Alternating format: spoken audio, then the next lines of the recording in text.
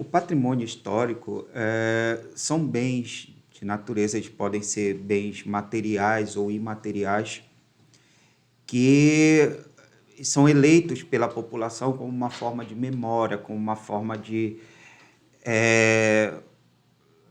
resgate do ser de toda a população, para que elege determinados bens como forma de terem uma proteção jurídica individualizada ou coletiva, né? E eles são tombados e eles viram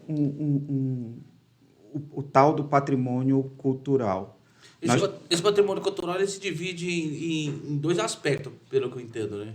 Isso, o patrimônio cultural ele tem basicamente dois grandes núcleos, uma grande divisão, que é o patrimônio cultural com suporte material, que o mais famoso que a gente tem são os patrimônios históricos, ou mesmo algumas praias de valores singulares, digamos assim, e os patrimônios históricos ou os patrimônios culturais sem suporte material, que são da memória da população. Eu vou dar um exemplo que provavelmente seja conhecido em todo mundo, que até estava conversando com o Dr. Cláudio, que é o Círio de Nazaré. Sim. Que é a maior procissão católica do mundo, né? E ele é um patrimônio cultural de natureza imaterial, ou seja, ele não tem algo palpável, como é o próprio patrimônio histórico que existe, né?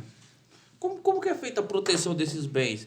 O material a gente até visualiza, né? Que aquela questão tá ali, o patrimônio histórico, tem a materialidade dele, a proteção dele, apesar que a gente entende que ser difícil, mas a gente consegue visualizar. E o não material, como que faz para ter essa proteção?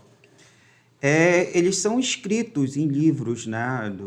Como tem, por exemplo, o patrimônio histórico. Eles são escritos em livros de tombos. Aliás, daí que veio o nome tombamento, né? Porque são livros de tombos em que se elege o determinado bem e se inscreve nesses livros, eles ficam registrados e incumbe não só ao poder público, como a toda a sociedade, da proteção desses bens, ainda que seja de forma imaterial.